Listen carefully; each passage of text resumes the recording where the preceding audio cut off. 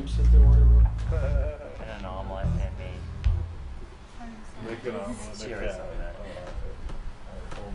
That's my favorite thing. Perfect. It's empty.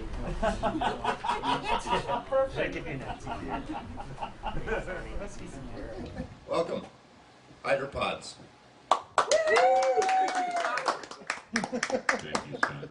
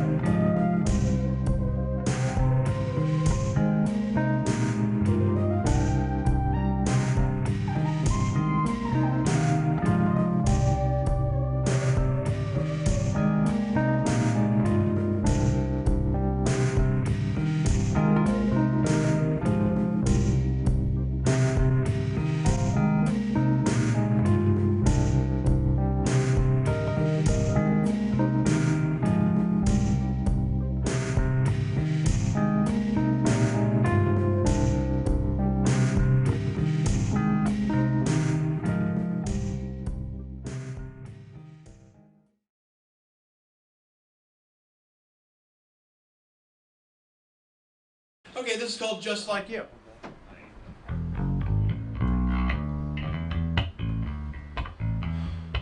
Whoa, says somebody. What's with this hydropod shit? And that Dooley fuck? What's with the bright red pants over there? Dooley looks like a ripe old lesbian. I hope you didn't pay for that makeover.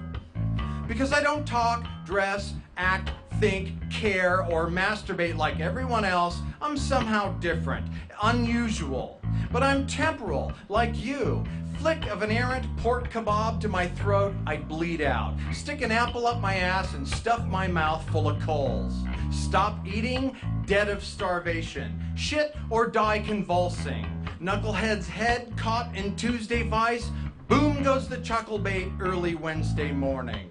I am transitory, living in fear of disease, disaster, dismemberment, dumb shittedness. It's hard to remember every day what to do. Eat or shit. Avoid danger, earthquake, tsunami, volcano, flood, diseased fluids. Lie in filth or scrub my balls with bleach and Brillo pads, wringing my cock like a sponge. Venture into world where incidentally a lot of people have died before, or stand with my back pressed to entry inside, hoping bullet stares of outsiders won't penetrate the door. I'm just like you. However, even Tim Ayers said on the radio I was strange, but I'm just like him, and I'm just like you. I'm just like you. I may do things a little differently, Gary too. We bend rules sometimes. Poke secretly bikers' beer cans with darts when they ain't looking at the pool hall. Throwing clumsy arrows with boast, swaggering, swigging oly tall boys with dribble occurring chinly, staining shirtly down to the groinly, looking urine-y. Clandestine dart holes in their upside-down horseshoes, the dribblesome cascade camouflaged by flowing waterfall image embossed on the can. Something's wrong with these olies. We keep straight faces, throw on our turns, wait for the next round, our joy in their beards, disgusted waitress kneeling in puddles. We slam our brakes on freeways, then stomp gas, pressing tailgater trucker fucks ham into his split screen. We can't count how many hams we've pressed over the years, on so many highways, individually, in tandem. Hydropods have pressed a lot of ham. We stand for things popular to stand for, as long as they instill our sinful wishes upon righteously ignorant or randomly irritating others. We stand against fucking with the little guy, unless he's that Napoleonic douche we thought was a clown waiter at the titty bar. We believe in life, liberty, and pursuing happenstance. Life foremost. Kill the enemy, shame the enemy. It lasts longer. We sling and fling feces, breach antisocial contracts, piss beaches. We're just like you. Laundry, common ground. What we do if we want clean clothes, right? Laundry. We put one leg into our wash day chaps at a time like everyone else. Shake up a parfait d'amour martini in laundromat. Propose a filthy toast to whoever's sitting there. We are just like you. I collect grudges and stomp around a lot, just like you. I have 5 pairs of brown pants. I have 5 black shirts in various stages of wrinkledness. I own 5 pairs of cloned donkey embryos in chartreuse formaldehyde-filled beakers, and a 6th in blender with ice, gin, lychee nut nectar, and a lime wedge, skin and all. Throw in a few sunflower seeds, brings it all back to earth. My cocktail grunion are not only running, they're cascading skyward in fireworks pulses like an inmate's jism. Gary's collection includes a priceless archive of old movies, cinematic memorabilia, and Michael Jackson's prosthetic pecker pickled in pewter. He tutors old ladies at the local historical museum in ebonics and safe bondage for elders.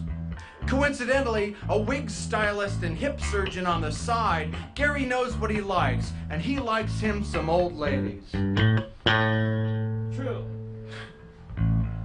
And the brown chicken, brown cow. Brown chicken, brown cow.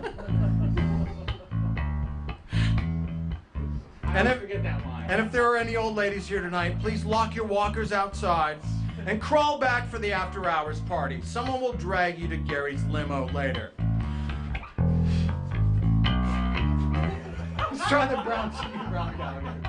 Brown chicken, brown cow. No, wait, hold on. He likes him some old ladies. Brown chicken, brown cow. Okay. We're not some freaks who think exclusively stink, because we're just like you. We may look devilish and probably groped someone on the way in, and we're probably groped ourselves but can't be sure because it was so fleeting. So in that respect alone, we're just like you. We would prefer Obama internment camps over Bush internment camps, just like you, if only for the dental.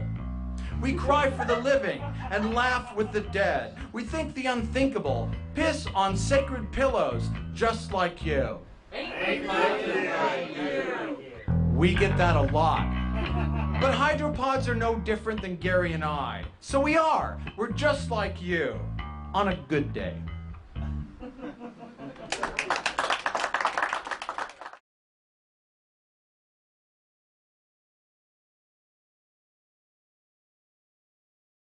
Okay. The sex of sex chatter. Illogical sounds rebounding from red checkers, lips, as could they deserve the echo of the sex and the sex and the sex.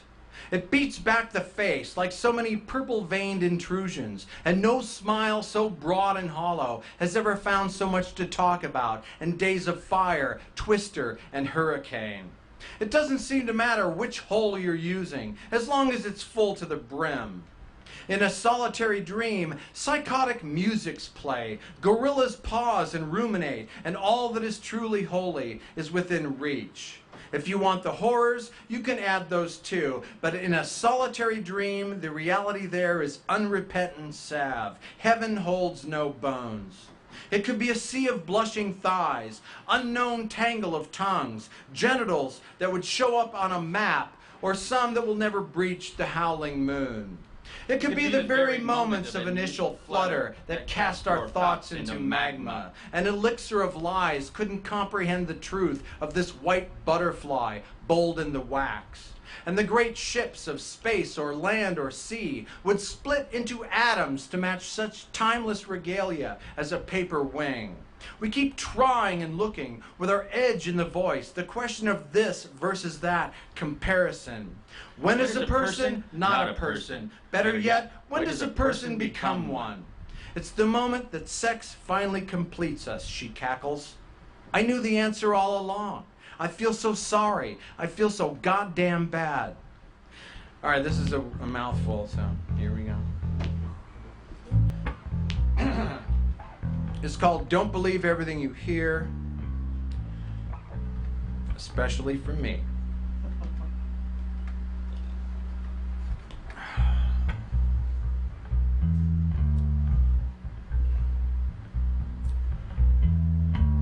I go in for coffee at the usual place on my way to work, but instead of the accustomed espresso-packing cherubim girl with straw brown and coveralls, today she's behind the counter with a matronly moo-moo mama who is well over 300 pounds, stuffed into corduroy overalls, and her paps are practically in her socks.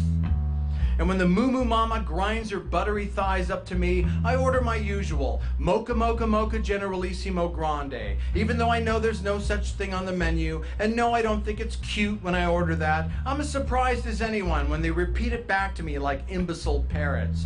Mocha mocha mocha generalissimo grande? I say yeah, and they make it. So I'm walking off, Frenching up a vanilla breast of whipped cream off my mocha mocha mocha generalissimo grande, and I hear young coveralls say to sock yams, I just don't think my boyfriend respects me enough to be myself. I resist the urge to blurt something out that would disparage her questionable use of personal choice, such as, who cares?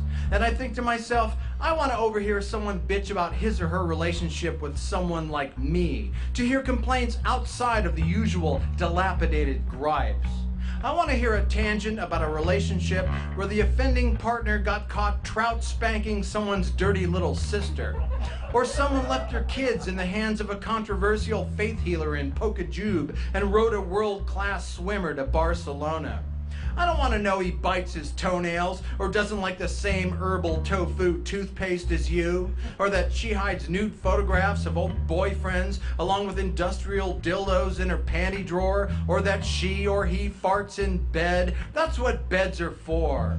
I want to hear that after she bit a nipple off, stole your puppy, she ungratefully left the toilet seat glued down.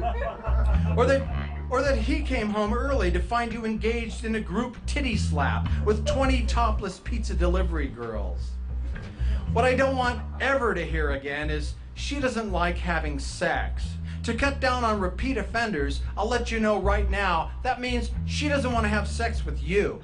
Not with me, or Jimmy the Fist, or other deserving fellows. It means you don't get to hold your filberts in the same county as her until she conjures a believable fantasy, enough to blind her to your phallic lame-ass blundering. And what I don't want ever to hear again is, he isn't sensitive to my needs. What that says to me, besides the fact that you have too many needs, is that you don't deserve shit, let alone a lover. You need to have an asshole that functions properly, or you'll die. You need a working body that takes your brain where it wants to go. Anything else qualifies as a desire. I desire to overhear someone bitch about their relationship with me, my fetish for bizarre masks, and how every time I mount, I'm never John Dooley, but a spooky tiki god, or Frankenfuck, Captain Picard engaging the board, or Popeye with arcane phosphorescent spinach squirting everywhere, Casper, the cunnilingual ghost. How I burn blouses with errant cigarettes while I talk excitedly about my quirky exploits. I want to overhear when my lover complains to a friend that the spurs hurt. Tonight, I'm buying some hippie bib cover overalls, drinking a pint of Jim Beam, I'm popping 2 date rape pills and heading out for a mocha mocha mocha generalissimo grande and a new relationship, one I can be proud of. And if I end up with the moo moo mama instead of the doe-eyed straw brown, then that's just the way it's gonna have to be.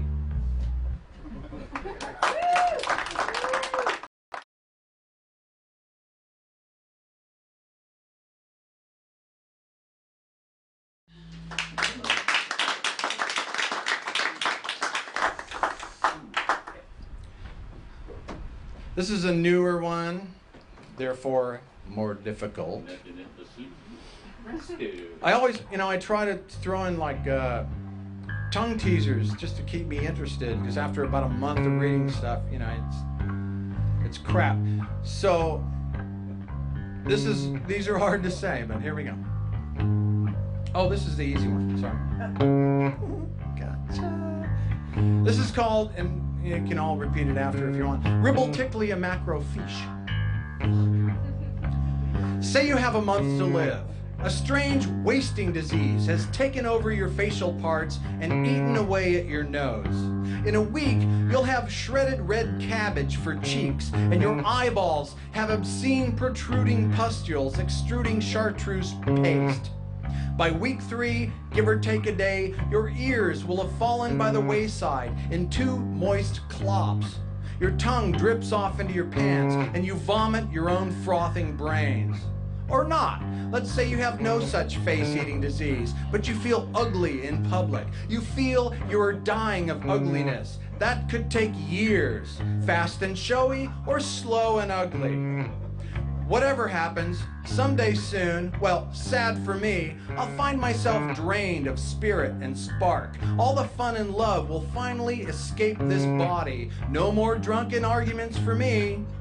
No more winks for the kids, or special finger flags patriotically waved at inept motorists. I will be dead, not deserving of tomb or stone, a plot of earth so precious to waste, fire too dignified for this one. And science would rather serve my remains to hungry dumpsters rather than place my putrid parts into the innocent living. In truth, this corpse will have to be dealt with, and so I leave these final words. According to my wishes, disposition of my body shall be as follows. We'll start with the head.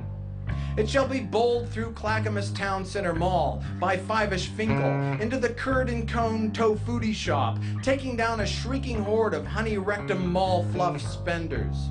Feet, embellished with spanking new Nike cross trainers, are to be left upon the goodwill donations with only steps. Hands thrown cheerfully to courtyard jugglers, these limbs shall be fed unceremoniously to dogs. Body cracked open and worn like a reeking rotten vest by that smart-ass checker at Plaid Pantry who wouldn't break a 50. Entrails stretched to unimaginable lengths by a naked teenage marching band, esophagus fixed to the Golden Gate Bridge, anus tied in a trucker's knot to the Space Needle elevator, and the setter shall hang magisterially as roost for swallows. Just in case there is an afterlife, the cock and balls go with me. Possessions and worldly goods shall be available on a first-come, first-served basis.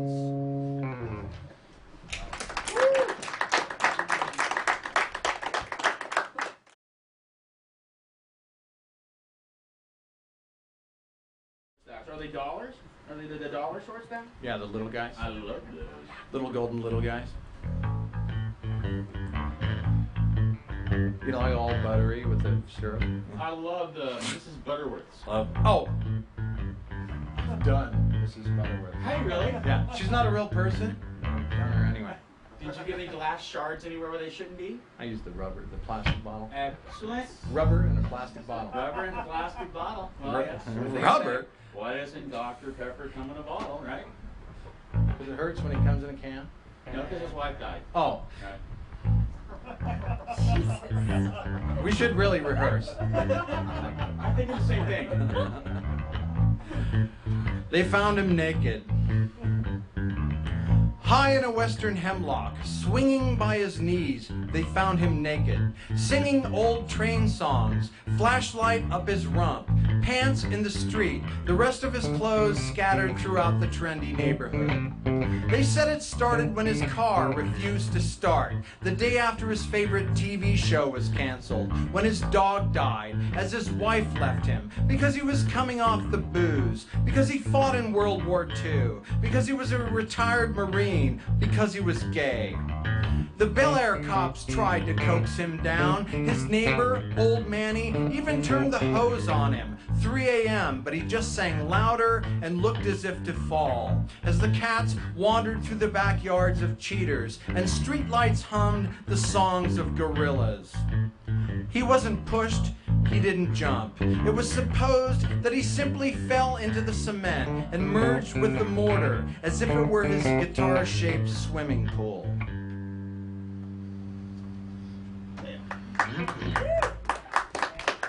Cool, Manny. Skip to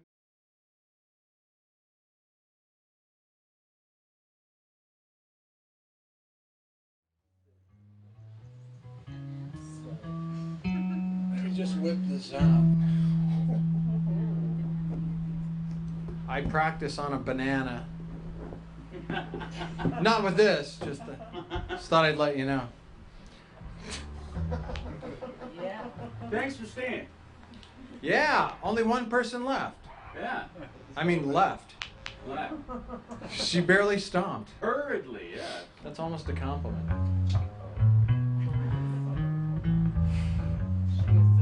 This is called Bottled Up. Since the breakup, I've decided to better myself. Dive headfirst, try a few hobbies, take my mind off. I'm building an alky in a bottle, for instance. Rum, beer, gin, vodka, tequila, schnapps, Jaeger, bourbon, scotch, premium wines and vintage champagnes, fruity berry fuzzy wine spritzers. I haven't found the perfect bottle yet that I fit head first, but I'll get to the bottom at some point. Another hobby idea, engage in post-breakup strange, nasty, fucky, kinky, nipple-tugging, ball-spanking sex. But I haven't found the perfect bottle yet that I fit head first.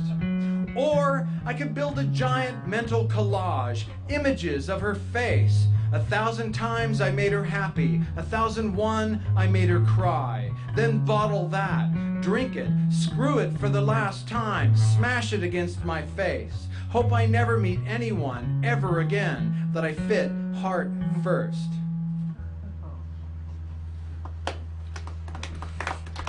Thank you. And thanks for being here. Yeah. And Scott, thanks for having us.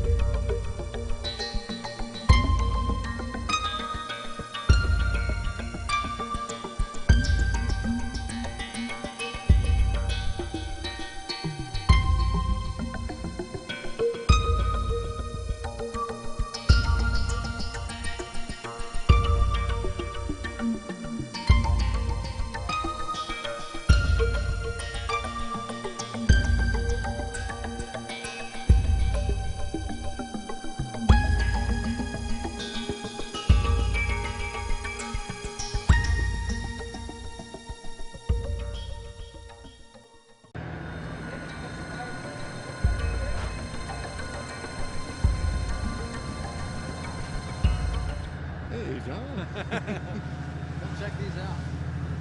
This is the Stoner Road.